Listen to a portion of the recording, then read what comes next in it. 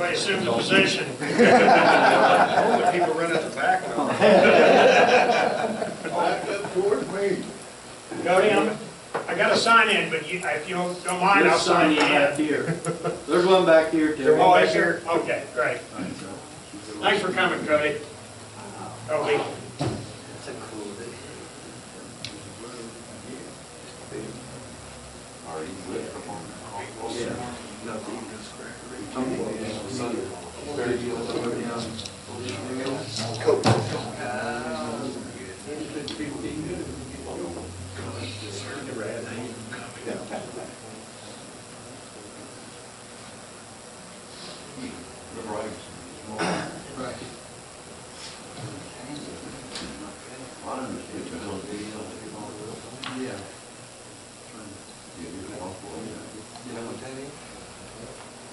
Are we looking at?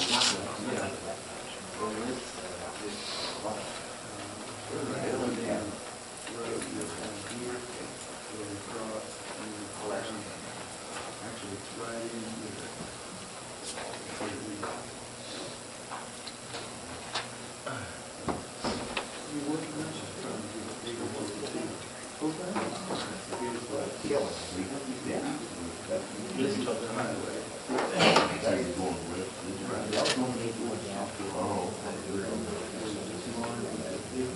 Blue silo.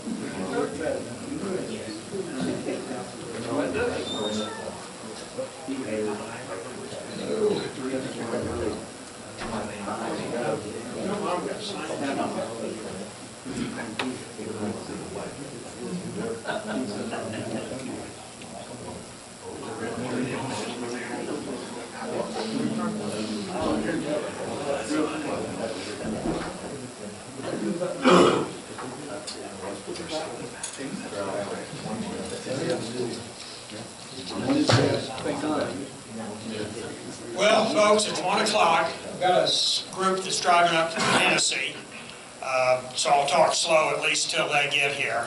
And I've just remembered I'm supposed to hold the microphone. Can everyone hear me okay? Okay, great. First off, there they are. Hello, gentlemen.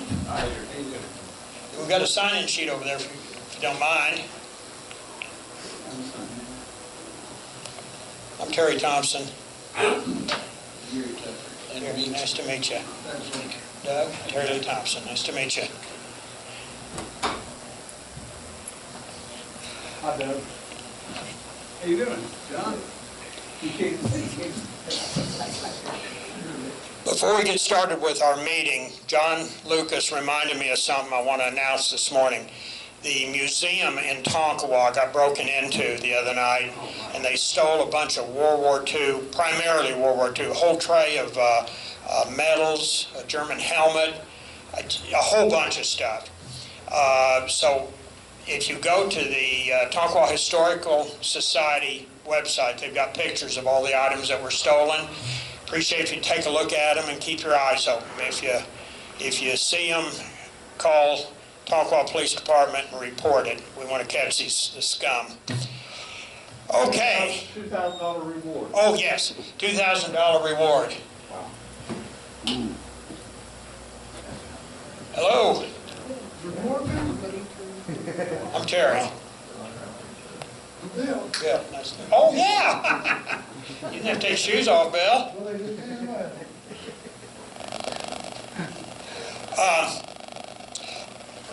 Later, I'm going to give you all a kind of a quick rundown history of OK2A and some of the stuff we've gotten done and the stuff we're going to do. But before I do that, I wanted to explain to y'all why I've joined OK2A and why you should. I've gotten really passionate about this. We are living in dangerous times, folks, with what's been going on in Virginia and other places. We must stop this assault on our liberty and our freedoms, and that includes both seizure of weapons and registration. The registration, the only reason for that is to lead to seizure. They need a list of where to come and what to get. OK2A, Oklahoma Second Amendment Association, this is our best shot to do this politically, through the political system, peacefully. The only other alternative is going to be violence, I'm afraid, blood in the streets. And nobody needs that. But I know a lot of gun owners. I don't know anybody that's going to take their guns down and turn them into the government. And so we want to try and solve this, as I said, peacefully through the political system. And that's what OK2A's primary goal is. Now, no, come on in. Mary, what's your name? Jake Bradley, that's all. Oh, yeah, okay, great. Sorry, guys. Yes, Washington. Well, I'll mention that here a little bit later. Modern U.S. gun control started on November 22nd, 1963. Does that date mean anything to anybody here? JFK assassination. Up until then, you want to buy a rifle, you mailed a check to somebody in Chicago or Minneapolis. They put the rifle in a box and shipped it to you, and that was it. Hello, gentlemen. Hello, Greg. How's it going, buddy? Pretty good. You're the Hennessy crowd. There's a sign-in sheet over there. I'm Terry. Ross, yeah. Thank you for coming. These gentlemen drove up from Hennessy. I don't know if you yelled or not, but it's cracking pretty hard on the speaker up there. Mine? Oh, I don't know if you can help it. am I holding it too close? No. Okay.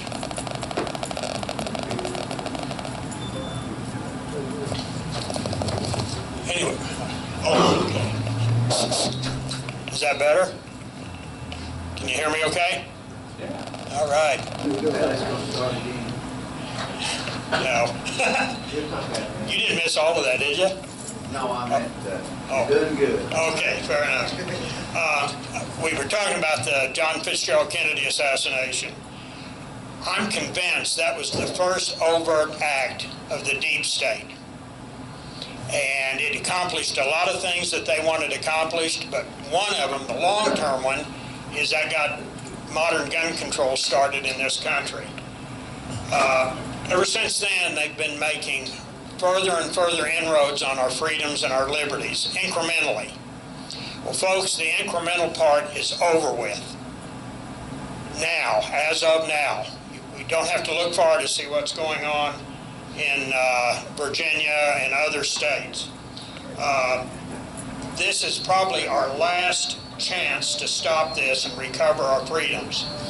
As I said, the time is up. Now is the time to take action. And that's what OK2A is all about. If they get our guns, they're going to have their foot on our throats, and that's exactly where they want them. And it's not just our throats. It'll be our kids, our grandkids, great-grandkids, etc., on forever. It's much easier to keep your rights than it is to recover them.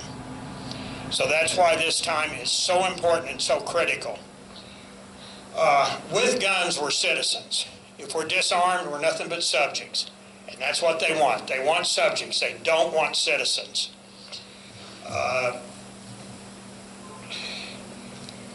As subjects, we only live at the whim of the government.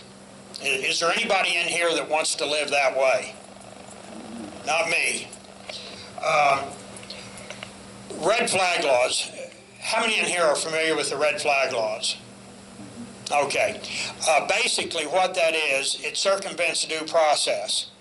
Somebody could be an ex-wife, ex-husband, a mad neighbor, a co-worker, goes to the court and tells them you're a danger to yourself and others and you have firearms. The police show up at your door. They don't even need a search warrant. They can seize your weapons. They don't even give you a receipt. So talk about property rights. I mean, a seizure of weapon can be anywhere from a few $100s to hundreds of thousands of dollars. And they throw them in a truck and drive off and you don't even get a receipt. There are 4 bills, either 3 or 4 bills that are going to be introduced this year in the legislature for red flag laws. Now, in effect, we already have a red flag law. It's called the protective order. Same kind of thing works. When this is filed against somebody, the judge doesn't even want to talk to you. You don't even get to present your side of the story. It's just a done deal. This is one of the prime things this year that OK2A is going to be battling at the state legislature, the red flag laws. How many in here are familiar with MDA, Mothers Demand Action? Okay, it's one of Bloomberg's financed groups. They've sent out emails to their members instructing them if they see somebody in public carrying a firearm, to call the police, file a false report that the firearm was being brandished or they were being threatened with a firearm. The police show up, and it's either one person's word against the other, and they're more likely to believe the accuser in that situation than the person that's being accused. And if it's an MDA action, they could have 3 or 4 of their members there. So all of a sudden it's 3 or 4 of them saying you did something you didn't do. How do you prove you didn't do it?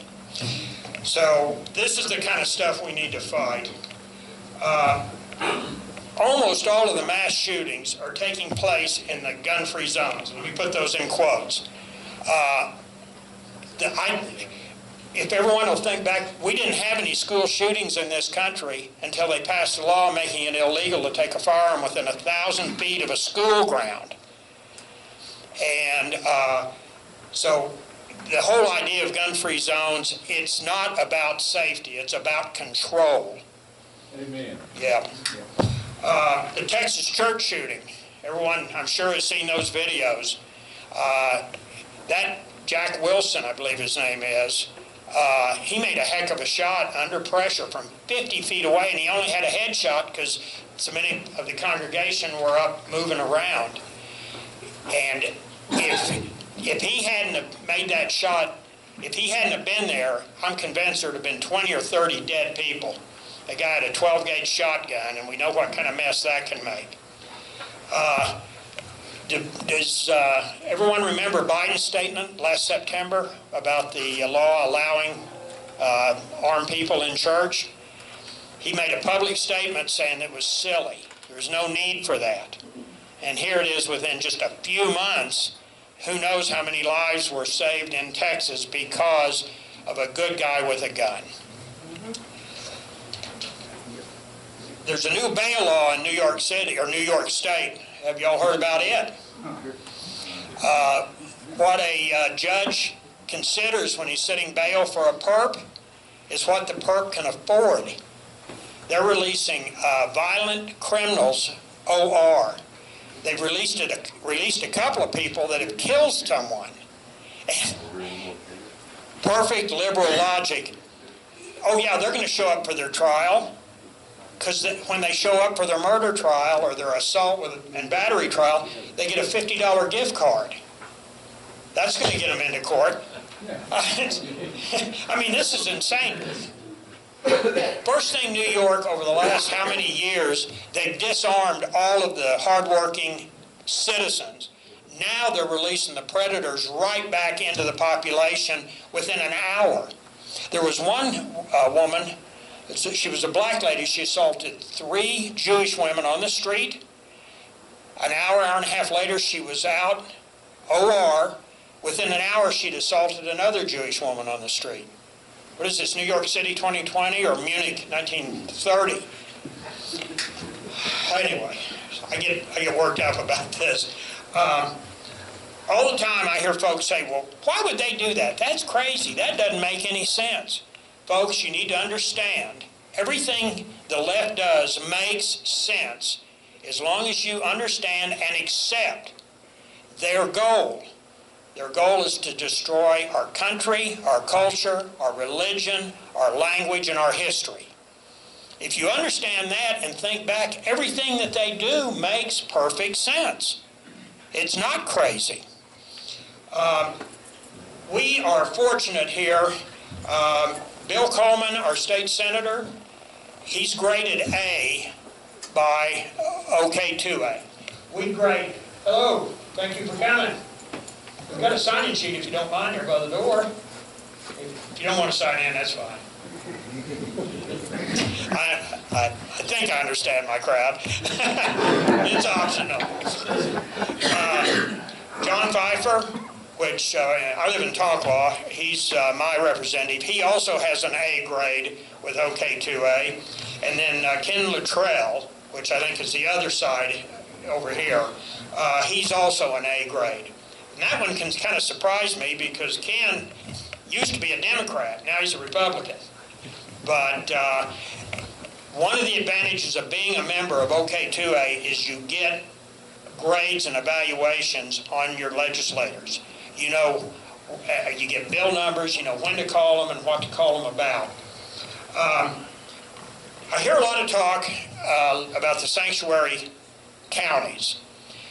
OK2A, we don't want sanctuary counties here. We want a sanctuary state. Amen. And in pursuit of that, there's a bill. It was introduced last year, and it will go up for a vote this year. It's SJR 16, SJR 16. It changes the wording of the Oklahoma Constitution. The Oklahoma Constitution has the Second Amendment, shall not be infringed, but the legislature can pass laws restricting your use of your possession or ownership of firearms. So in Oklahoma, we're one legislature away from losing all of our Second Amendment rights. That's how critical this is, folks. Mr. Bloomberg, I'm sure everyone in here knows who that is. He put $1 million into Tulsa with the Mothers Demand Action to influence local elections. A lot of this insane stuff you see going on with district attorneys around the country, he has been spending hundreds of millions of dollars for several years on local elections, district attorneys, city councils, and so forth. This is something we really have to watch. We're insulated somewhat here in Kay County because we're so far off the beaten path. But what's going on in Detroit and Oklahoma City will get here. It's just a matter of time. His money is also what elected the Democrats at the legislature in Virginia. They've got a razor-thin majority there.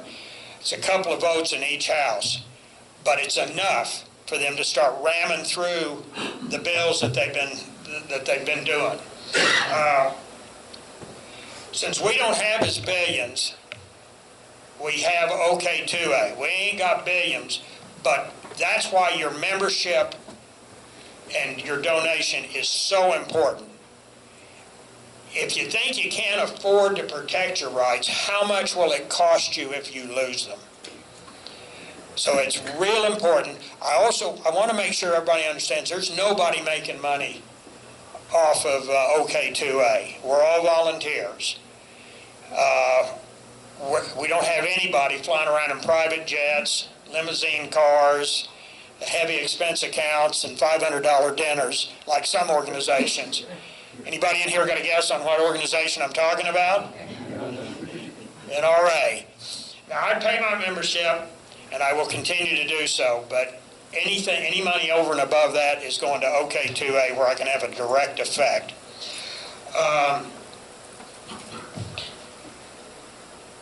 We're on the offense, not the defense. We're a no-compromise group. I've been a small guy my whole life. I learned early on the best defense is a good offense. And that's Don's base philosophy for OK2A. We've had enough compromise. And the thing, you can't compromise with these people.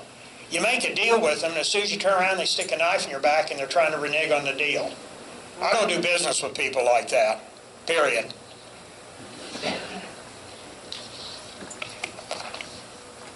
Hope your folks will excuse me. It's the first time I've ever done this, spoken, so I'm stumbling around here a bit. Another thing that OK2A wants to get taken care of this year, public money goes to the colleges and the universities here in Oklahoma. Then they turn around and take that money and hire lobbyists to go down to the state legislature to lobby against our rights.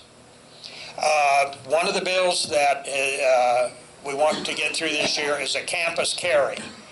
So a licensed SDA permit holder will be allowed to carry their weapon to defend themselves and others on the campuses. Again, that's where the shootings are going on, because they're gun-free. The military bases, can you believe this? You got trained military people, and they're not allowed to carry a firearm. And they've got crazy people coming in and killing them. What was it, 14 dead down there in Texas? That Major Hassan, or whatever his name was. It was a major, I think it was the Air Force, and he had printed on his business cards that he gave out to everybody, Soldier of Allah, SOA, but that meant Soldier of Allah. And he kept getting promoted. I wonder if that might have had something to do with politically correct. It's important that we get active, stay active with our legislature. What I've been told is down there at the legislature, if they get one email, they kind of figure that represents the views of 10 voters. If they get a phone call, it represents the views of about 100 voters. Now, if you walk in the door, I have no idea, but I'm sure it's more than 100. So it's important to stay in touch. From now on, every time I go to Oklahoma City, when it's in session, I'm going to stop by John Pfeiffer and Bill Coleman's office and just stick my head in and let them know that we're keeping an eye on them. For those of you that are not familiar with our Facebook page, Don is hardcore about no profanity, and it's so refreshing on Facebook. One of the reasons there's a lot of, especially homeschoolers, that use the OK2A Facebook page as part of their civics program for their kids. Do y'all remember civics when they used to have it in the schools? Yeah. They don't have it no more. They know about climate change, but nothing about civics, how the government runs. So anyway, I just want to give that as a precautionary. Sometimes it's easy to get carried away on Facebook when you're in a discussion with somebody, but Don is, there's zero tolerance. You do it one time and you're out and off of Facebook forever. So, but again, that's a plus for me. I just heard recently, I was at the Oklahoma City meeting at H&H last week. The Enid chief of police has joined OK2A. And it's important that we bring law enforcement in. Kobe, I appreciate you coming and showing your support here.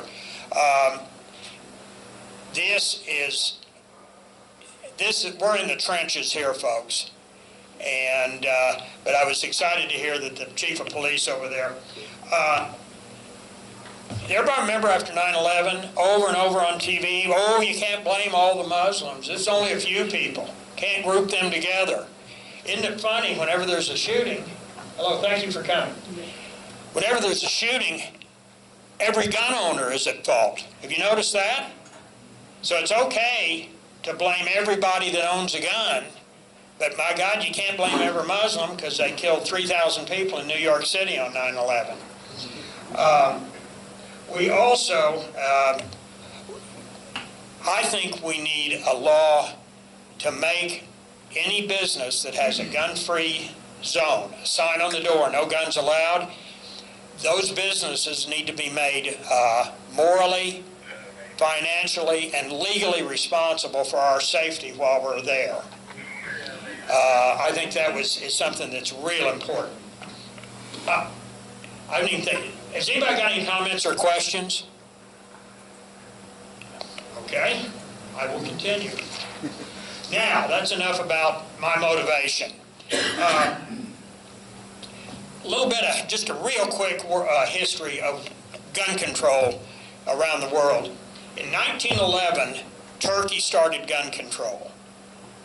Between 1915 and 1917, there were 1.5 million Armenians exterminated. Now, I wonder how many they would have been able to exterminate had those Armenians had weapons. 1929, the USSR put in gun control. Between 1929 and 1953, that was the year Stalin died, at least 20 million dissidents were exterminated. 1925, Germany. That was well before Hitler came to power. We hear a lot about Hitler and gun control. The Weimar government, which was the good government in Germany before Adolf Hitler, they instituted gun registration in 1925. Well, here a few years down the road, Hitler takes over. They just had to open the file drawers. They had the names and addresses. They knew exactly where to go to seize the weapons. So that's why I said earlier, registration is not an acceptable option, period. After Hitler got the guns, 6 million Jews and something like 6 million Jews and 7 million other undesirables. That doesn't include the people killed on the battlefield. This is just the people he wanted to get rid of.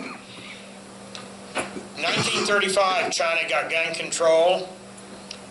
And again, who knows for sure China, but somewhere between 20 and 60 million people have been exterminated since then in China. 20 to 60 million. 1956, Cambodia. They got gun control. Between 1975 and 1979, they had 1 million people executed. Those 1 million people predominantly were their top level of their society. They were the educated, the people with college, entrepreneurs. They skimmed the top 5 or 10% of their population. You've heard, I'm sure you've all heard of the killing fields in Cambodia. This is the killing fields. Question? I was gonna say, if you wore glasses, they'd kill you. That I didn't know. You consider an intellectual. Yeah, the man's name was Pol Pot. And he's one of the great villains of the 20th century. Guatemala, 1964, put in gun control. Between 64 and 1981, they had 100,000 Mayan Indians exterminated. Again, how many of those 100,000 would have been saved if they'd have had weapons? 1970, Uganda. Anybody remember Idi Amin? He's a real sweetheart. He instituted gun control in 1970. Between 1971 and 1979, they had 300,000 Christians exterminated. Similar stories in Venezuela, Brazil.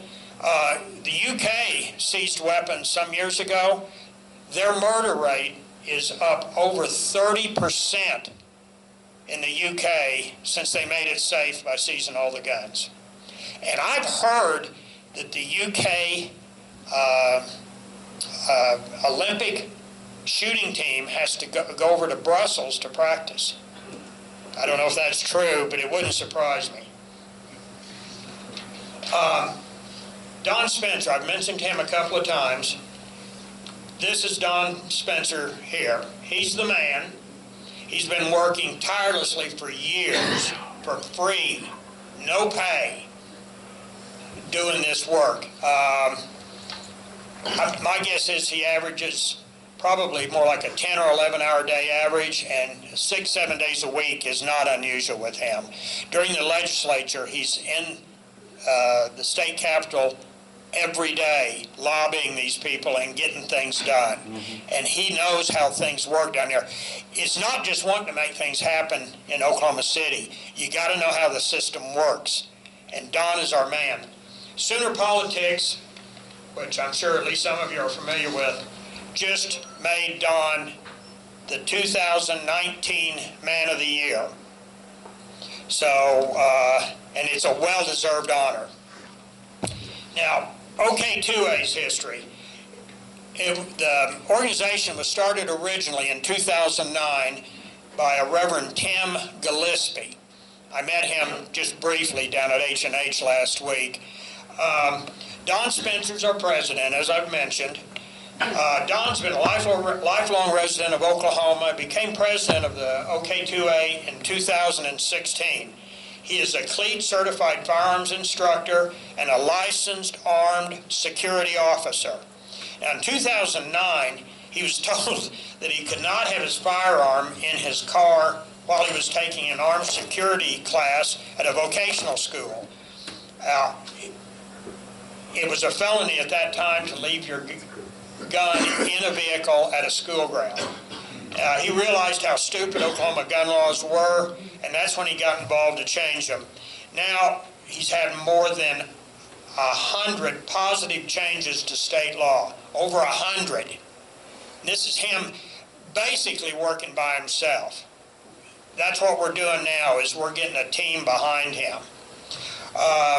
We're the leading state group to advocate for Second Amendment. Nobody else even comes close. There's other groups, and I'm sure they all do good work, but OK2A is the big dog on the block. Don often states we're not a gun group so much as a liberty group. We've been involved in free speech issues and bills at the legislature. But we concentrate on the Second Amendment because that is what protects everything else in the Constitution.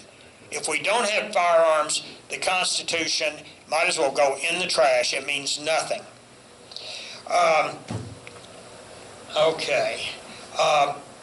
When you're a member, you have access, as I mentioned, to our legislative scoreboard, and there's a ton of information on there, folks, and it's important to stay up to date on what's going on down there.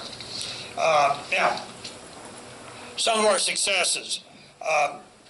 Commercial gun ranges are now immune from liability if an accident happens at the range through no fault of the range or its personnel. SDA permit holders may now keep their weapons locked in their vehicles while they're at a K through 12 school or a career tech campus. The governing bodies of the private schools now may set weapons policies for their faculty. We're now an open carry state. I'm sure everyone here is aware of that. And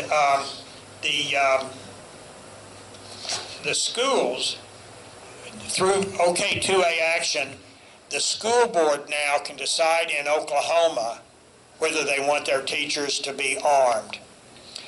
One of the bills that we're going to be fighting in the legislature this year, they add to that the teacher has to be mentally certified, and anyway, the certification that they want to put in the law to make it required, there's no such certification. There's nowhere to go to get the certificate that you need. So, God save us from the attorneys. Yeah. We maintain a daily presence at the state capitol, as I mentioned, during the legislative session. Don is down there. Don calls rallies regularly down there. I've been down to a couple of them, and it gets their attention. So I highly encourage, if there is going to be a get-together down at the state capitol, if you can make it down there, it's time well spent, and it's a great place to meet some great people. We bring together the best, brightest, including legislators, attorneys, law professors, and Second Amendment experts, and these are to craft sound public policy. We provide research and wording to the legislatures for Second Amendment legislation.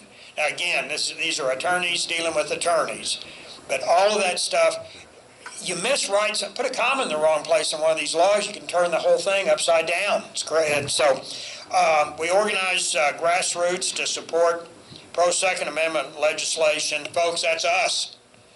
Everyone in this room and everyone you know. Educated legislators, the media, and the public about founders' intent concerning the Second Amendment. The Second Amendment is not about hunting, and it's not really about protecting yourself from criminals, though that is definitely a side benefit of it. The entire purpose of the Second Amendment is to protect us from a tyrannical government. Period. Or domestic. Yes, all enemies, foreign and domestic, and you can put domestic in capital letters these days. Okay, I mentioned about the rewording of the, it's Article 2, Section 26 of the Oklahoma Constitution. That's the part that's our Second Amendment with the but. And the bill's been written to eliminate that wording, to give us a solid Second Amendment right here. I didn't realize this until I got involved with OK2A. I was surprised. It shall not be infringed, but the legislature can infringe it, is basically what it says. God help us. The Oklahoma Supreme Court has said we only have as much right to keep and bear arms as this year's legislator decides we have. That's what we're going to change. We filed legislation to address this in 2013. That was HJR 1026. 2015 HJR 1009. Both measures were held up by the state Senate. In 2019, SJR 16, as I mentioned before, was filed. It's still active. It will go for a vote. Now, what this is, since it's changing the state constitution, the way it'll progress, it will be voted in the legislature. If it passes there, instead of going to the governor's desk for a signature, it will be on the ballot this November, hopefully. We'll all get a chance to vote on that. That's SJR 16. We want that approved. It's vital. Anybody that's not registered to vote or is registered and does not get out and vote, you are not doing it right. We've got to get involved. I know it's kind of a PIA and it's easy to say, well, it doesn't make any difference, especially in a county the size of K County. We had a city council election in Tonkawa not long ago. One of the guys that won by 4 votes. Wow. So now that's Tonkawa, but it doesn't take many votes to change things. And it's important that we get up and show our activity. Okay. Campus carry. As I already mentioned, gun-free zones don't work. Criminals are not going to obey the laws. They're going to have guns. The only people that are going to be disarmed are the good guys. Every time there's a mass shooting, the left demands more gun-free zones.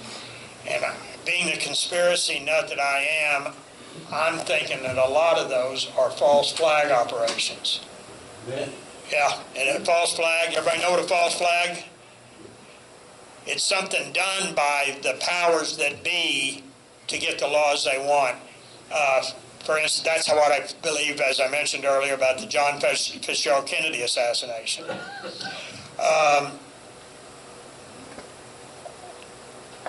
Just because somebody walks onto a campus, they shouldn't lose their right of self-defense.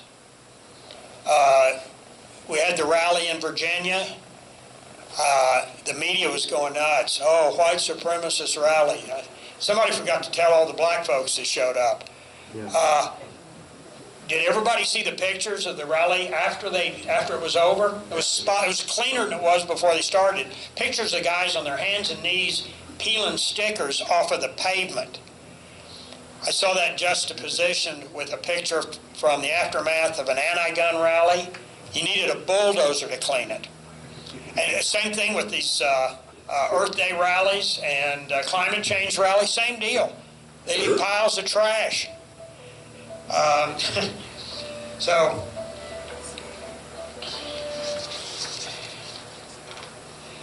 now, constitutional carry, we now have that here as of now, and that avoids, you don't have to spend the money and get a SDA if you want to carry a gun. I have one, I plan on keeping it for a number of reasons.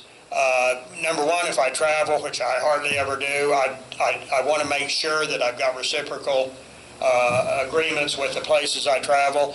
And I'm not a lawyer, but my guess is if you are involved in a self-defense shooting, it's going to be easier for your attorney to defend you in court if the DA moves against you if you're licensed. If you're unlicensed, I just don't see how that would help a self-defense argument in court. In fact, the shot heard around the world started the American Revolution. It wasn't about taxes or tea. It was about gun control. The British were moving to seize an armory. They were going to seize the powder, the lead ball, and the muskets. And the colonists knew that if they were disarmed, they were going to be at the mercy, at the whim of the King of England. That's what started this whole deal is gun control. And that's the point we're at now, again, after all these hundreds of years.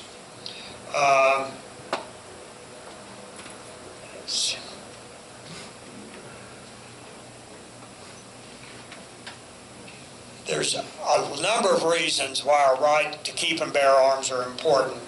A criminal can do harm, and again, the only answer to a bad guy with a gun is a good guy or a good lady with a firearm, just like in Texas at that church shooting. With a weapon, we're able to protect ourselves and our families. We're able to protect people we don't even know if we wish to. So this is just so important, folks.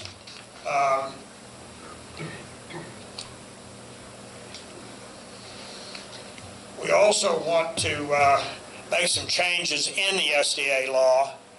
The $125 fee, there's people in Kay County, folks, that just can't afford that. They would have a SDA permit if they could afford it. So we want to get that lowered to $25. And that should bring it in, I think, just about everybody, for something as important as an SDA, could come up with $25. Yes? I thought Kevin Stead said something about doing that already. Oh, I hadn't heard that. I mean, I may be mistaken, but Well, when they did the constitutional carry, I believe he was talking about that the SDA price needed to go down as well. I'm glad to hear Whether that. it was passed or not. No, I don't think it's been passed, but I would be willing to bet that was Don Spencer's influence on Governor Stead. But I think this is important.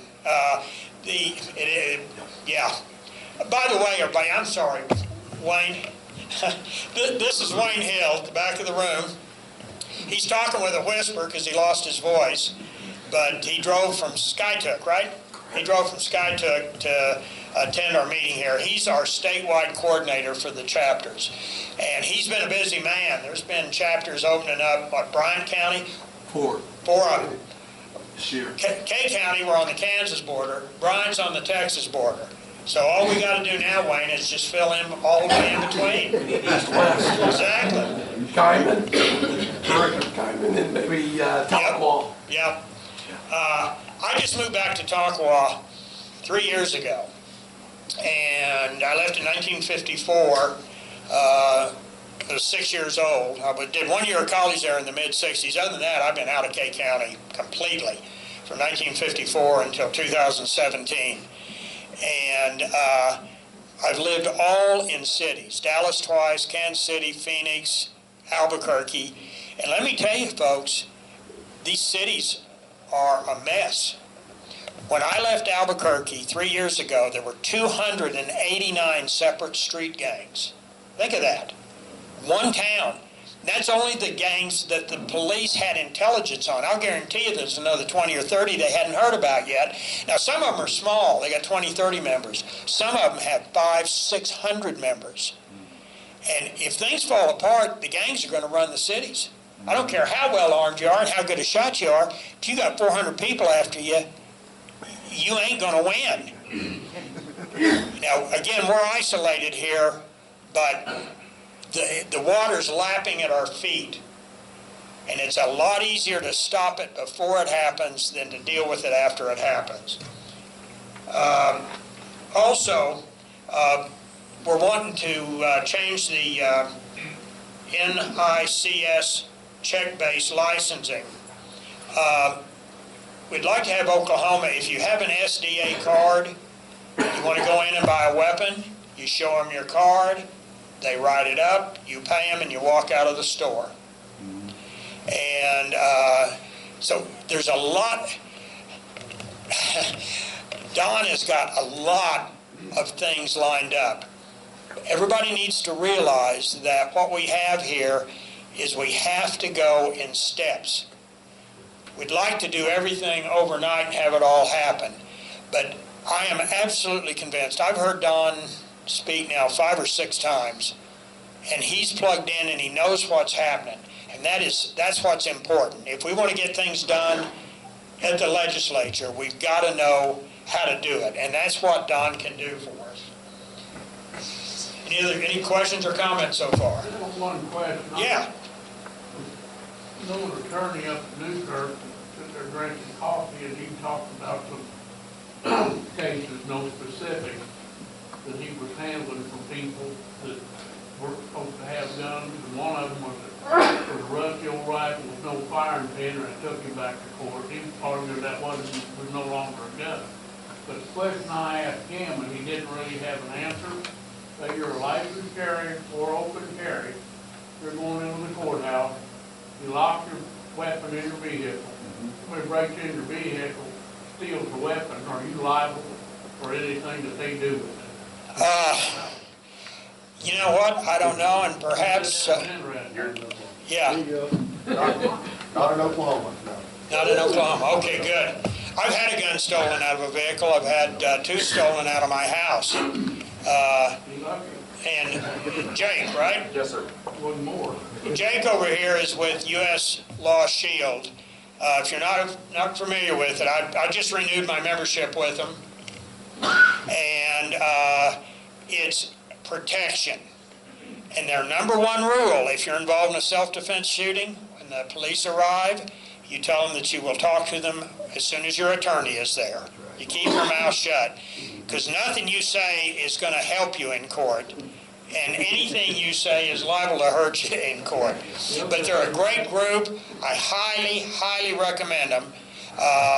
In fact, Robert Robles is their attorney here. I've talked to him in person at H&H once and on the phone probably 5 times with questions, and he's never brushed me.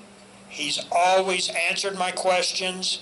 I told him one time, I said, I'll be glad to pay you for your time. He said, no. He said, I take care of my U.S. Law Shield patrons. So it's a good group. If you're interested in protection while you're carrying, Jake's the man to see. As I mentioned, some of the bills that are pending. We've got 1, 2, 3 red flag laws. We've got a law, SB 591, that weakens the state preemption law. That's preemption is, if I understand correctly, means that the gun laws apply whether you're in Pauls Valley or Lawton or Ponca City. They're uniform across the state. The cities can't pass laws circumventing the state law. Here's another red flag law. SB 312, red flag law. HB 2457, red flag law, and confiscation and destruction of property. God knows what that means. There's a bill, SB 592, going to require an insurance bond if there's a crowd of over 100 people at the Capitol. Sounds like kind of like the governor in Virginia didn't want the people to come to the Capitol. I'm not going to go through all these. These are just numbers. Yeah. Terry, that SB 591 on preemption, was that SB? SB 591, yes. I will go ahead and run through these. SB 592, that's the insurance bond needed for a crowd of over 100 people at the Capitol.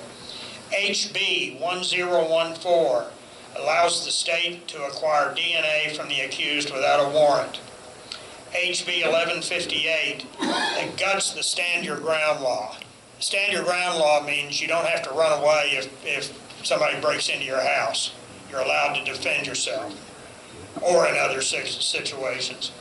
HB 2796, that's to allow concealed carry at the Capitol for retired law enforcement and legislators only, nobody else.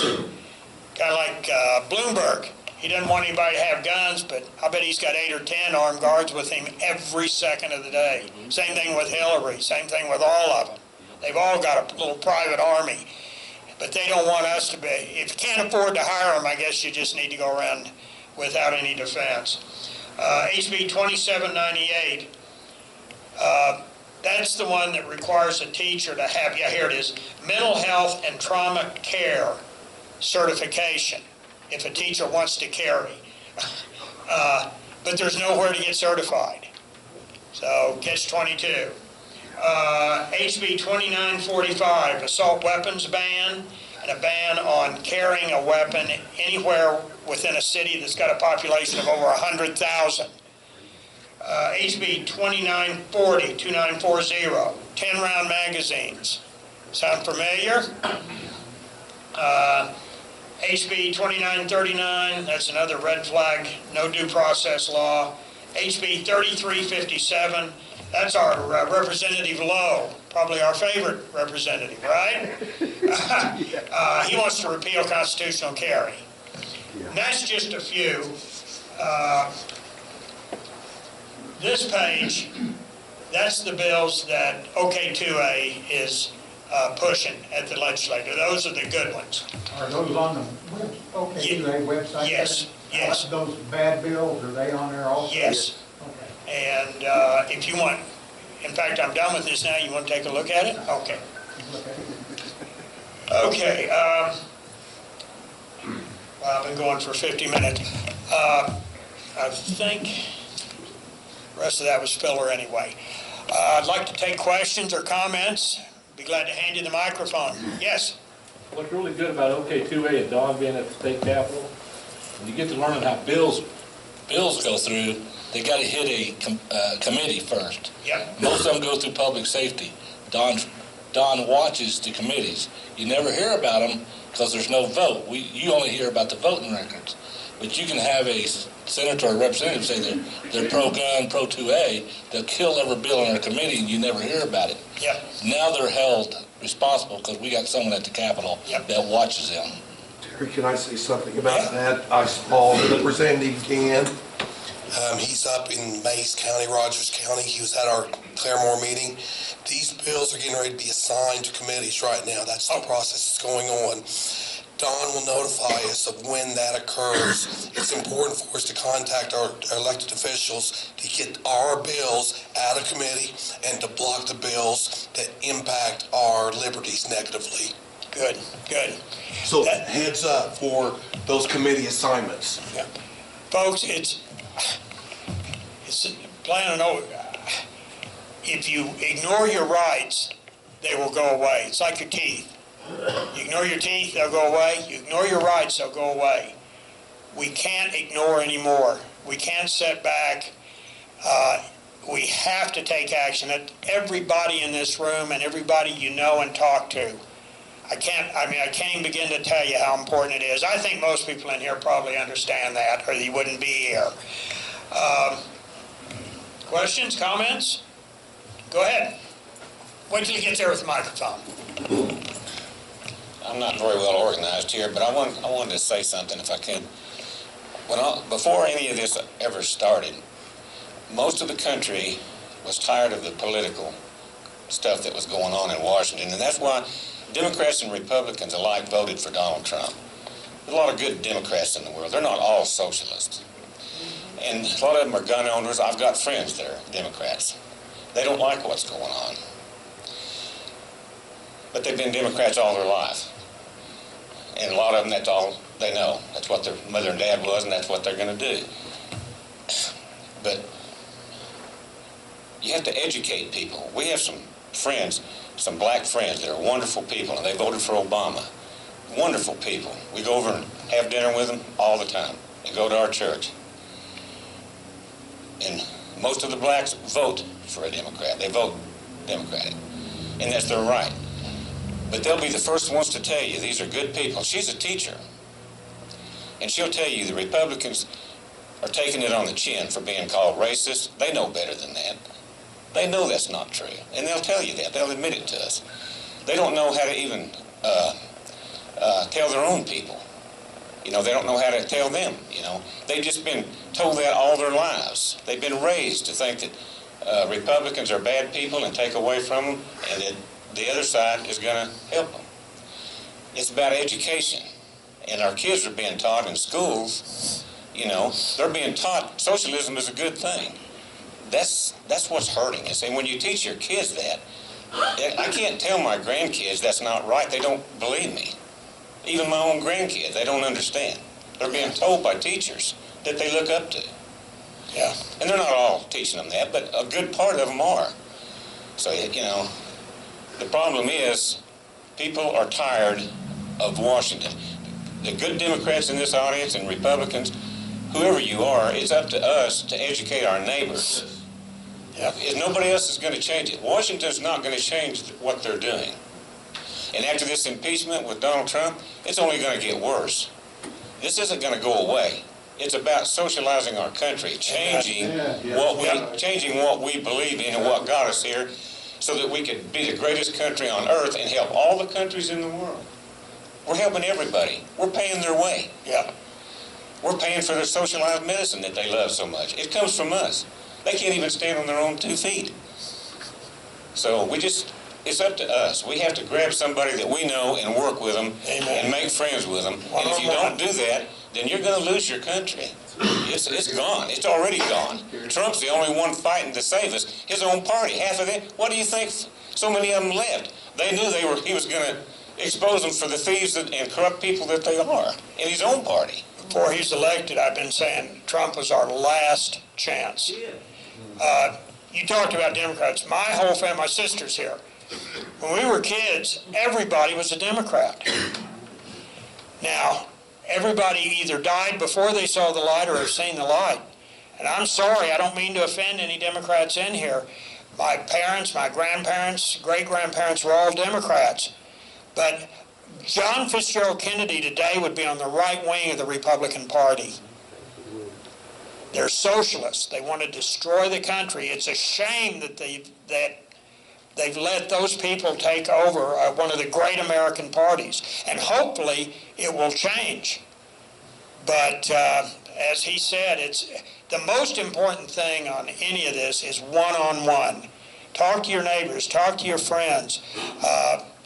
As you get information about what's going on, share it with people. Some of them won't listen, and some of them will probably get mad at you.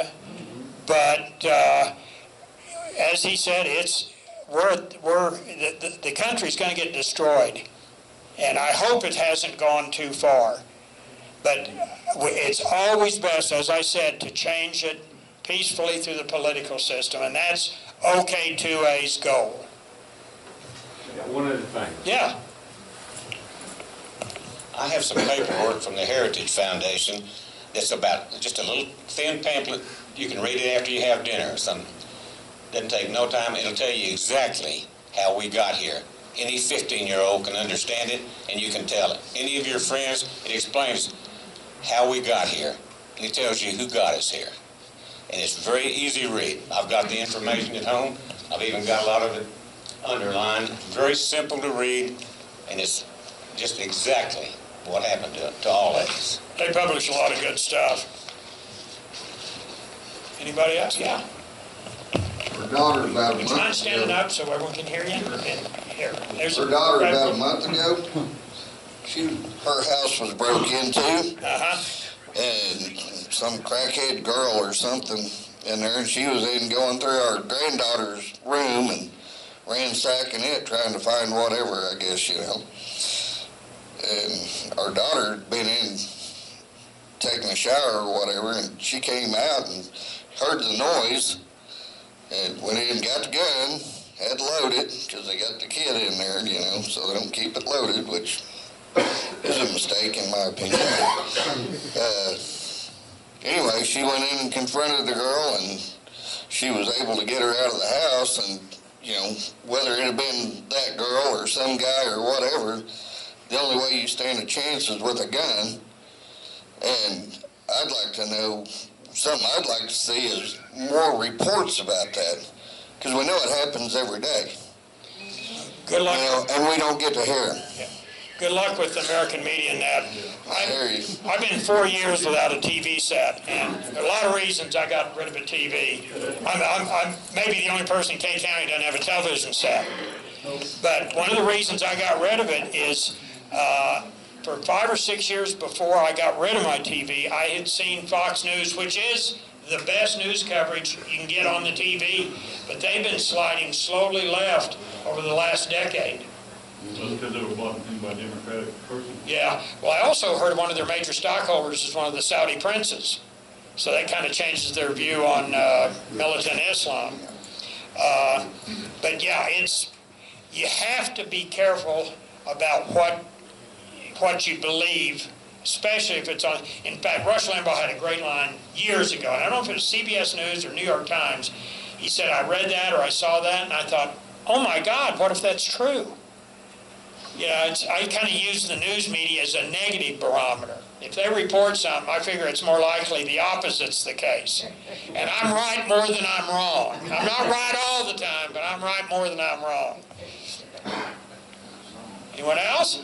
Yeah. I'm a member of a Singing Church Women of Oklahoma, and I don't know if all of you are aware of us as a group, a singing group, but we're on the east side, which is east of I-35. We travel from border to border to border, doing concerts on Thursday evenings. When I first started carrying, I kept it pretty quiet. And a lot of the women are really actually scared if they know that someone has a gun. There are 4 or 5 of us that drive in my car, and my daughter is one of the girl that got busted in on. And now the conversation in the car, in the vehicles, and our church knows that we both carry in church, and we have security that carry outside the church and patrol the perimeter. But one of the things they do ask, and they sort of joke about, but they do say, we don't have to worry about anything because she's carrying. So they're now coming on board as feeling protected and justified if we get stopped somewhere, because a lot of times we have car trouble, you know, and a lot of times the only way they know, other church members know, or group members know that we're in trouble is we take a Sonic cup and put on top of the car if we're stopped by the road. Well, that's not going to stop anybody, obviously, you know, and a group of women, and a lot of them are older women, they can't protect themselves. So somebody has to do that, and we have to have the right to do that. With a firearm, you can have an 85-year-old woman in a wheelchair that weighs 85 pounds, and she can take down a 350-pound linebacker that's assaulting her. They equalize. That's exactly right. Yes, ma'am. Terry, I want to say 2 things real quick. Yeah. You know, Virginia is a good lesson for us here in Oklahoma. Yeah. If you're familiar with what went on in Virginia, what's been going on there, they're a gun-friendly state. Democrats have not been about, and I'm not ditching Democrats because there are fine Democrats that love their country and love liberty and love the guns. But the Democrats are now in control of their government. They have been proposing bills for years now, and the Republicans have been defending or have been not allowing those bills to go through. The same thing is happening here in Oklahoma. Terry read a whole bunch of anti-liberty, anti-gun bills to us. The same thing can happen here. Yep. Virginians let down their guard is what they did. So my point being is the only way, the best protection we have against that happening here, because someday those progressives could control our state, okay? One election. One election. The best thing we can do is pass Senate Joint Resolution 16. It's a lofty goal. It's a lofty goal. It has to go through both legislatures. The governor has to sign it, then a vote of the people. We need you.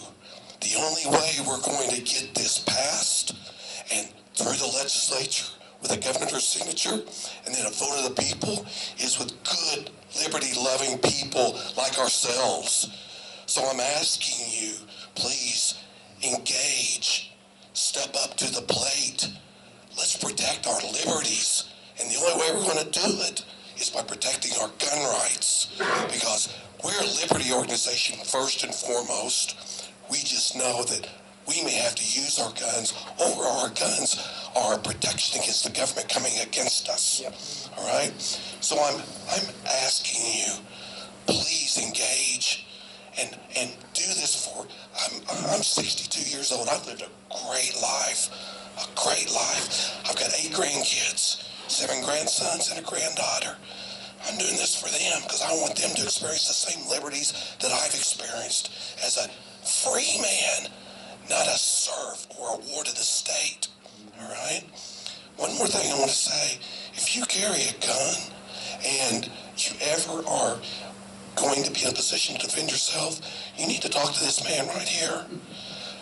If you have to defend yourself and shoot someone, it's going to cost you $10,000 immediately. That's just to retain a lawyer, if you can get a lawyer, right? This lady, this police officer in Tulsa, it costs her $650,000 to defend herself. She's a police officer. Our board of directors, Tom Vineyard, bought U.S. Law Shield policy 2 weeks before he had a young man in his home that he had to shoot. The young man was killed. He was not out one penny in his defense. He was released immediately. And this group right here protects you civilly as well. So it's like $11 a month, right, Jake? $10.95. $10.95 a month. What he's talking about with Tom Vineyard, who is a pastor at Windsor Hills Baptist Church, he is not joking to you. About 2 weeks before an event happened, I personally was the one who signed him up as a member of U.S. Law Shield. Okay? What happened there was simply put, he got a call from his home alarm company, hey, are you home? Your alarm's going off. He walks over to his house, walks inside, out of nowhere, a 15-year-old kid pops out of a closet, starts beating him half to death.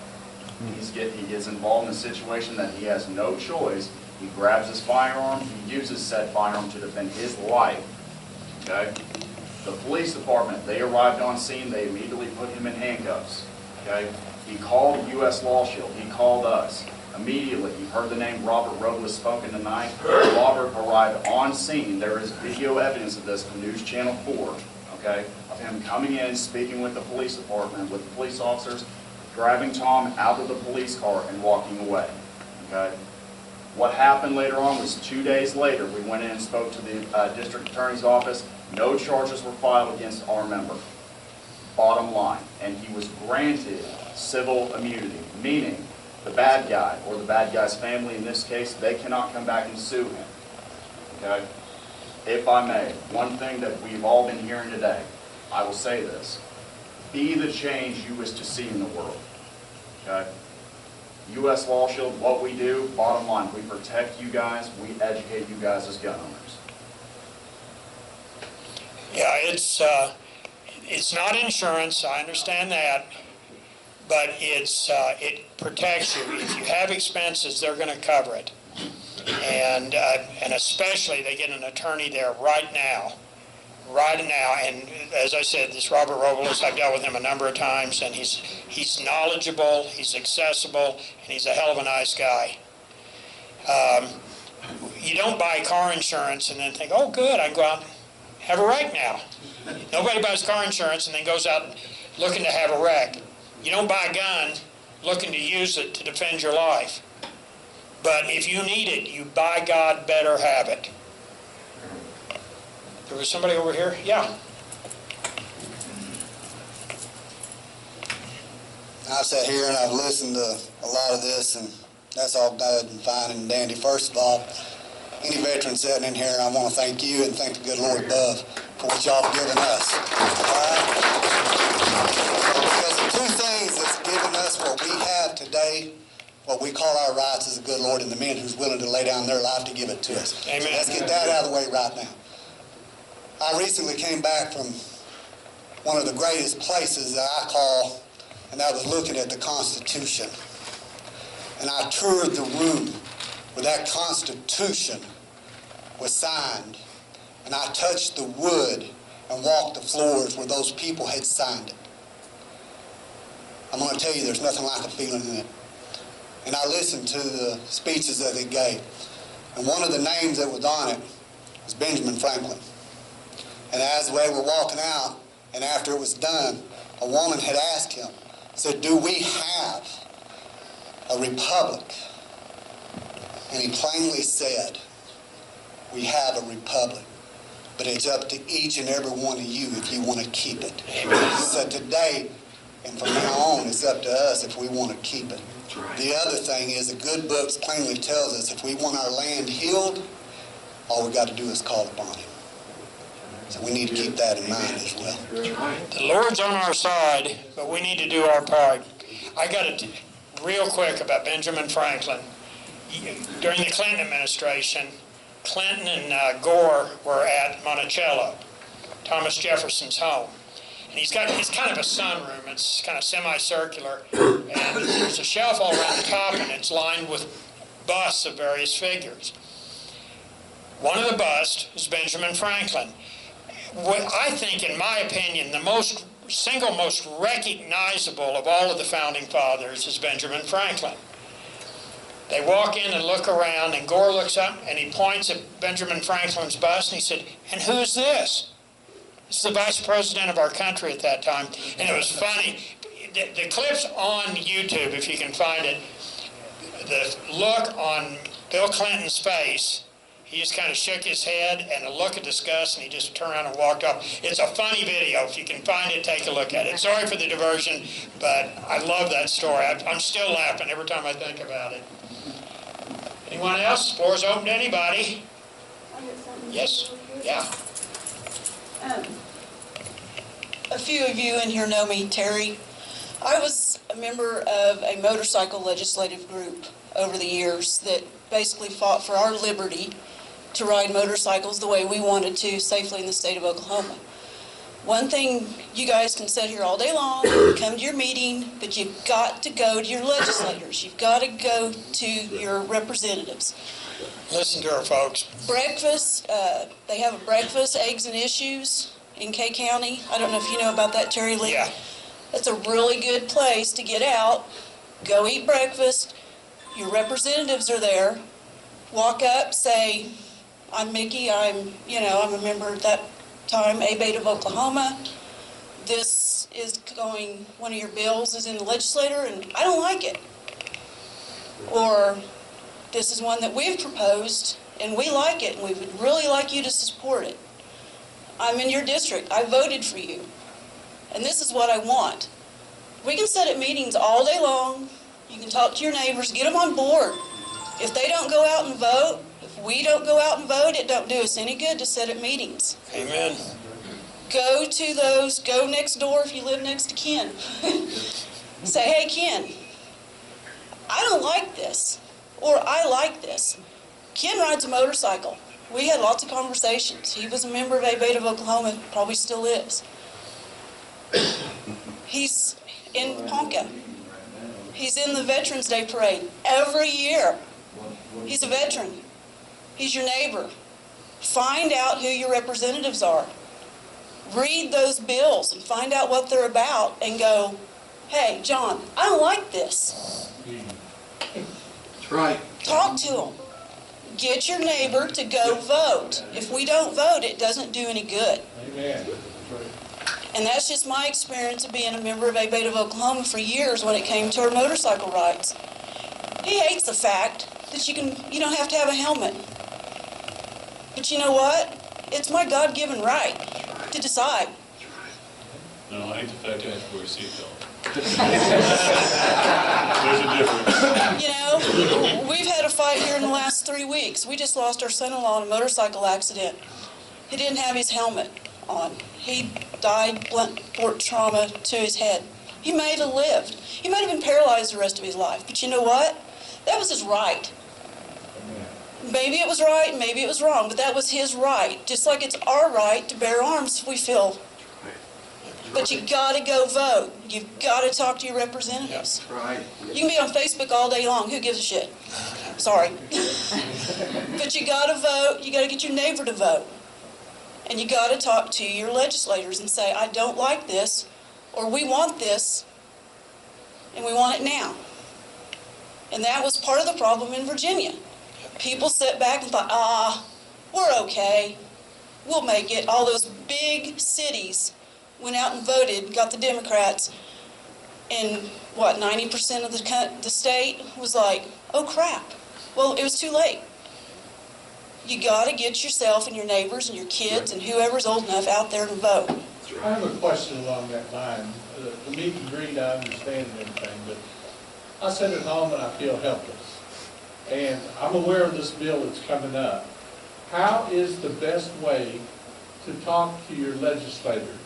You know, if you call them, you're not going to talk to anybody.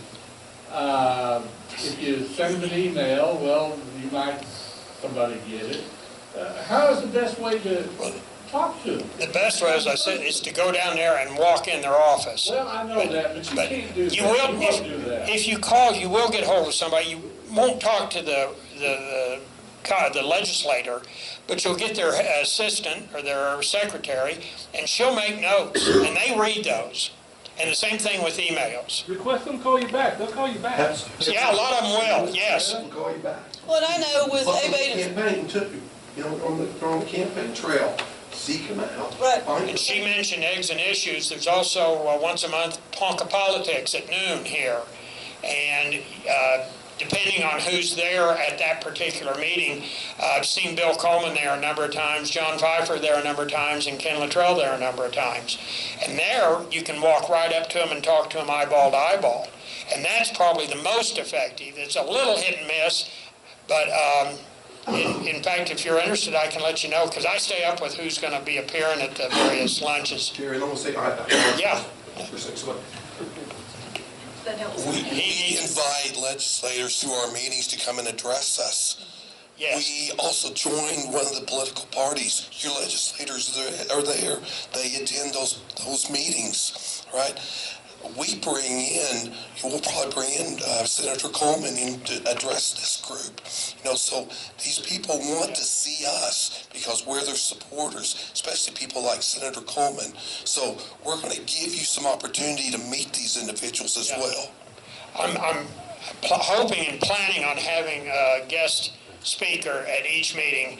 I was hesitant to do it this time because I didn't want to have, say for instance, Don drive up from Oklahoma City and there'd be 6 people here. Had I known, I would have planned a little differently. But we will have a program every month. Probably almost always is going to be somebody connected with the political system somehow. But this would be a good place to meet them, and they know they come in here. They know that they're talking to a Second Amendment crowd. So, but I will be having guests. Speaking of, I'm at this point, I want to schedule our next meeting. I'm going to schedule these the last Saturday of each month, normally at 12 o'clock. Now, next month, it'll be the 5th Saturday. It'll be the 29th. It's Leap Day. But it'll normally be the 4th Saturday of each month at 12 noon. So go ahead and put that on your calendars now. And it's important that y'all come every meeting and bring friends. We'd love to have standing room only in here. I'll be here. Yes, be here at the church. By the way, he came in after I started. I didn't get a chance to hear him. This is Pastor Jack Adams. He's the pastor here.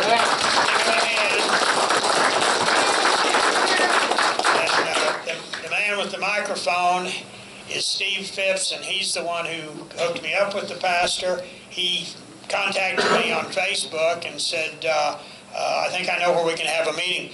I was going to talk to Danny's Barbecue. They've got a little meeting room, you know. Would be a little bit of a crowd in there. So it was a blessing.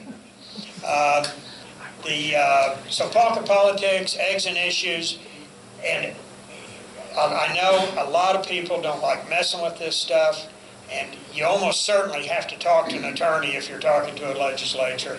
And I know a lot of us have a natural aversion to that. But this is what we got to do. I gotta say one more thing. It's Of my course. last thing, I promise. No, keep talking. My job is to build our infrastructure, creating new chapters and building the membership. So we really would like, if you're interested in our organization, to join OK2A or renew. We can do that today. We'd love to sign you up. It's $25 a year, basically, or more, but that's the minimum amount to join. And we would love to have you as a member. You know, whenever we fought constitutional care, we were going, and they filed a lawsuit against us. It cost us $1,000 just to consult lawyers. That's what we do with our money. We're all volunteers. I volunteer. Don is getting a small stipend right now. He's getting $500 a month. But the man works his tail off, and he's getting his expenses reimbursed. Yeah, that just started this last month or two. Every cent that comes to us goes to protecting your liberty. Every cent. We had no administrative cost except for Don. $500 a month, and I bet he's averaging 60, 65-hour weeks. I mean, he ain't even close to minimum wage. I know with A-Beta of Oklahoma, we paid a lobbyist down there, and that's not even a drop in the bucket. Exactly. And she was, I don't think she did as much as Don. Well, and Don has done this for years for free. I was told that his wife has been supporting them. Is it? Yeah. So he could do this work for free. I mean, he's a good guy. And I'm a bit of a skeptic. I've swum in some dirty waters in my life. Some of the businesses and whatnot I've been involved with. I've got really sensitive BS antenna. Don is the real deal. And that's why I brought up about how we compare to the NRA. Don hasn't asked for his private jet yet, has he? Well, he's looking at him right. Yeah. Look at that, folks. $500 a month. That's a car payment. Pardon me? Probably doesn't even pay for his gas. I was gonna say, that's just gas. Yeah. Anybody else? I'll say something. Yeah. Somebody was asking a while ago about, is this right? And somebody asking a while ago about how do you contact them and the legislatures and stuff. I feel like I've been a member of OK2A for a number of years now, and I feel like the most important thing you can do, even if you're not a member, you can sign up and get their emails, or I'm not a social media type guy, but I did get their emails. And when during the legislative sessions, Don, and it used to be Tim Gillespie, they put out emails, and I'm sure they're doing it on social media all the time.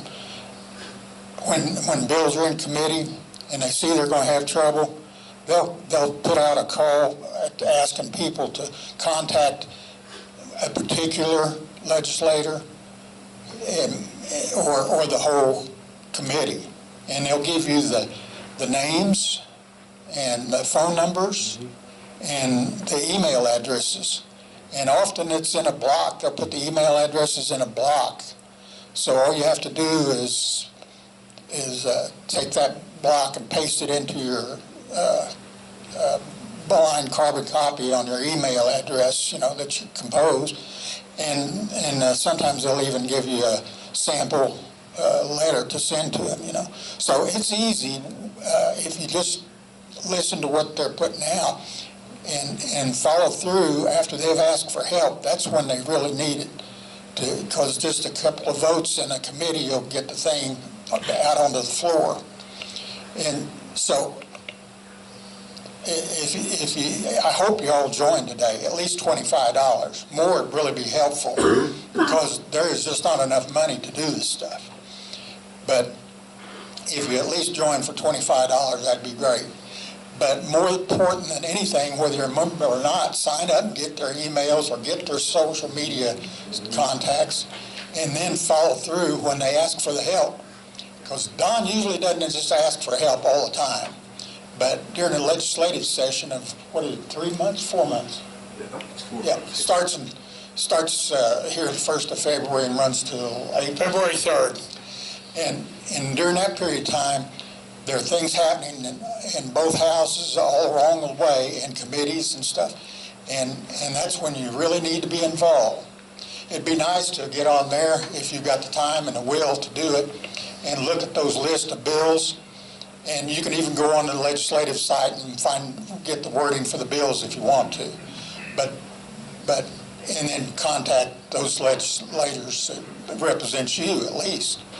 But later, there'll be opportunities where you're asked for help, and that's the time to really give it, because that's when you really need it.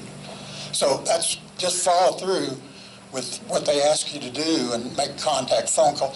If I'm awake more at night than I am during the daytime, so a lot of times I'll be reading the email at night, and I'll just right then, even though there's nobody at the state capitol, I'll take those phone numbers and I'll just make phone calls, and I'll leave a message on them. You know, and they count the messages pro and con on those things. So if you do that, at least, or send us social media, you know, whatever those are, tweets, or I don't know what those things are, but anyway, do that. Right. And that's time to really help. So if you can follow through with that, whether you join or not, I think that's the most important thing, is to be able to influence those legislators to get our goals accomplished. Anyway, that's all I got to say. And the best thing is to do both. Somebody over here? Yeah. I'd just like to bring up a point about the Oklahoma Constitution and the right to carry. I don't think there's a thing wrong with the Constitution. What's wrong was probably the Supreme Court of Oklahoma's decision. The right to carry in the Oklahoma Constitution lists what you can carry arms for. And then it tells you that if it becomes a weapon, which is when you join the militia or the National Guard or possibly police force, then they can regulate it. And if you look at it that way, it makes sense.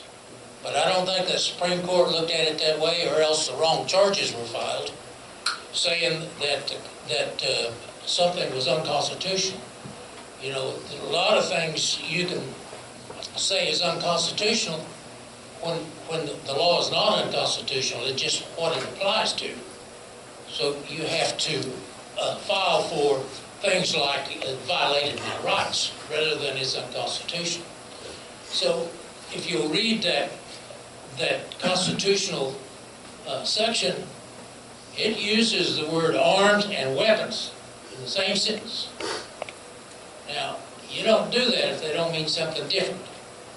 And arms is what civilians carry, and weapons is what the military carries. And so our problem, I think, was with the Supreme Court. And I just want to bring that out, because I think we've got a backup if the right to carry is ever beat down, it's still in the Constitution. I appreciate your opinion. We're going to have to agree to disagree on the state constitution. The more words, the more likely it is to have to go to a court. That's why I think it's important to clean it up. But again, we'd be friends and disagree about something. But to me, it's important to clean up the wording. But that's for each one of you decide what is important to you. Yeah. I don't want to. Jim's a good friend, so I don't want to say anything negative about him. But I'd like to try to clarify that point from my point of view. And I think you may find it on the OK2A website. I know a few years ago we were pushing this constitutional change. And I remember that two things that stuck out in my mind. there were 2 court cases from back in the early part of the century, the prior century now, I guess it is. One of them was, I think one of them was a Supreme Court case, and the other one I think was the Oklahoma Criminal Court of Appeals or something like that. And those 2, I don't remember the details now about it, but those 2 cases, and both of them said those laws are still on the books, and they haven't been changed, and those precedents are still there. And really, all anybody has to do, in my opinion right now, is if you get somebody brings a case and you get a ruling that supports those laws, all of our rights can go away just like that. That's the reason it's so important to get that constitutional change on the books, because those 2 cases by themselves are enough right now. If there was a court case that went all the way up to Supreme Court in Oklahoma, our rights could go away just that fast. So, and maybe you know, No, maybe... that's exactly correct, yeah. The Constitution of Oklahoma says you have a right to bear arms, but the next word is but.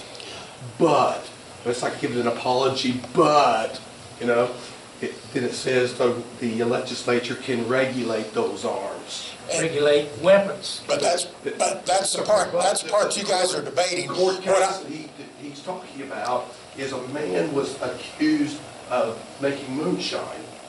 It's 1926 or something like that. And they went to They got a warrant, thank you, couldn't think of the word. A warrant, and they didn't find anything. So they called him out, and he was on his front porch. He had his gun exposed right there, and they arrested him. Law enforcement arrested him for open carrying a gun on his front porch. And it went to the Supreme Court, and the court upheld that the legislature, that it was legal for them to arrest him because of that. Yeah, Don's mentioned that case back in the early days. And the courts, did y'all hear about the guy that got 17 years a couple of months ago for burning the gay rainbow flag? Yeah, burn the American flag, you're some kind of hero. He got 17 years in prison. So if he had a daughter or son born the day he went into prison, a kid would almost be out of high school before his dad got out of prison. The more we can stay out of the courts, the better. We've got to deal with them, but yeah, go ahead. Stand your ground. You might want to help me here. On stand your ground, we have stand your ground law. It went to the Oklahoma Criminal Court of Appeals. It was a strong law. It went to the Oklahoma Criminal Court of Appeals. The Oklahoma Criminal Court of Appeals struck it down where they said the district attorney has to prosecute you first and for you to actually proclaim your stand your ground innocence. Do you know anything about that? Or Jake, do you know anything about that? Legally, I mean, for you to defend something, you have to be charged. You had to be charged. The district attorney had the discretion of charging you. Stand your ground was not a legitimate defense according to the Oklahoma Criminal Court of Appeals. So now we're rewriting that law. We're trying to rewrite that law to give it more muscle. But that's what the courts will do to you. If it's not clear, I mean, the more clear and simple you can make it, the less discretionary influence the courts can have. That's why we got to change it. Judges are attorneys, and what do attorneys do for a living? They turn everything inside out and upside down. And the only difference between a judge and the guy on the other side of the bar is the judge has a lot more authority and he gets to wear a robe, so he can conceal carry anything he wants. Anybody else want to contribute? The hard left, the extreme left, has taken over the Democratic Party. Yep. That's what the problem is. There's no moderates anymore. If you don't want to lose your gun rights, and you don't want socialism in your country, if you don't want that, then you have to vote the Democrats out of office in Washington. They have to go. Yep. It's just that simple. Yep. And as long as people keep putting them in there because they're good for their district, because we get this or we get that, then you're going to lose your rights. You're going to lose every individual right that you ever had. As I said, I'm a ex-Democrat. If you're a Democrat, you are inadvertently perhaps, but you are supporting not only gun control, but abortion. In some cases, postnatal abortion. They let the baby be born and then they kill it. Now, it's the Democratic Party today has no relationship to the Democratic Party of even 10 or 15 years ago. But it's kind of like the Muslims say, well, it's a religion of peace. If they don't agree with the terrorists, then they need to convert and become a Methodist or a Baptist or a Mormon or a Catholic or something. The group, yeah. That peace is when everybody's a Muslim. That's when that. Exactly. That's a whole nother issue. Get me worked up on that. We'll be here until next Tuesday. Okay. Anybody back here? Yes, ma'am. Yeah, just a little tidbit of information and a chuckle about the judges and the attorneys. My dad taught me that the definition of a lawyer is a professional liar. On that bit, there's something else I'd like to see done that I really believe would help our Constitution if it's pushed. Put prayer and God back in the schools. Amen. Yeah. You know, it's black and brown looks good on an attorney. A Doberman. We get started on lawyer jokes, we'll be here all week. Anyone else? Okay, now, this is the hard pitch, the hard close. These are membership rates. Students are $10, bronze membership is $25, a silver membership is $50, a gold membership is $100. That's per year. We have sponsorships, which is the next step up. The silver sponsorship is $250 a year. The gold sponsorship is $500. And then the one that I use, and we love, am I right, the recurring memberships, because we can budget. And that can be said, and actually, you know what? It makes it easier for you. $5, $10, $20 a month on your credit card, or drafted out of your bank account. You know, at $5, I don't even buy you lunch anymore. So, but those levels can be at either $5 a month, 10, 20, 25, 50, 100, 200, and my guess is we could arrange if somebody wanted it to be more than 200 a month. So we're real flexible. But folks, this is the pitch. This is what's important. Bloomberg he's already announced he's planning on spending $1 billion with a B dollars this next election, whether he's the candidate or not. Like we've got 3 A-grade legislatures in this area, and I like them all, I know them all, but I don't know how many people in my life that I'd trust if somebody had $1 million and sitting in front of them on a table. And that's what Bloomberg's doing. He's buying these people. And so we have to fight money with money. We're never going to have as much money as Bloomberg, but we got a lot more people, and I think we're a lot more dedicated, and I know we're a lot smarter. So if you at all can swing it, please join OK2A. Both Wayne and I can do it for you. We've got memberships here to fill out. You can pay cash or check. We can go online on our iPads and sign you up immediately, and you can do that either cash or check or a credit card. But it's important, and it's important to do it today, because you know how life is. You're going to leave here, you're going to go home, you're going to watch a game, or you go home and your wife will be mad at you, your son got in a car wreck, something will happen, and you'll get sidetracked, and it'll keep getting bumped back. As I said before, time is up, folks. Time is up. It's now or never. So please join. We need your help. We need your support. Thank you very much for coming. One more chance if anybody's got anything they want to contribute. Thank you. Yeah. How did most of you know about the meeting? Facebook, mostly. But, yeah, you know what, yeah, that's a good question. But I went to every Facebook page for every town in Kay County, I think. Marlin, and I posted on the for sales and the community, anything that was a Facebook page. Is that, how many found out about it strictly through Facebook? Wow. Okay, well, I'm planning on keeping with that. I will keep everything updated. I've also communicated with J.J. Stitt, who's running for Senate. He's going to be primarying against Inhofe, who I like Inhofe, but he's at, 85 or 86 now. And so he will be coming. As soon as I have a guest arranged, a speaker for our next meeting, that will be posted on Facebook. And folks, when you see it on Facebook, please like and please share. If everybody shares, it'll go out to thousands of people.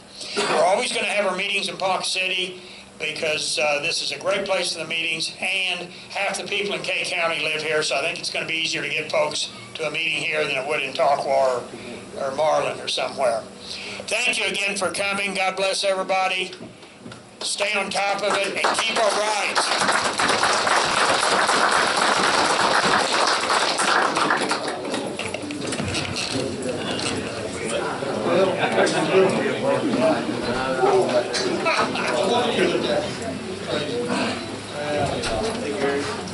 How are you doing, Doug? Oh, doing all right. Thanks for coming.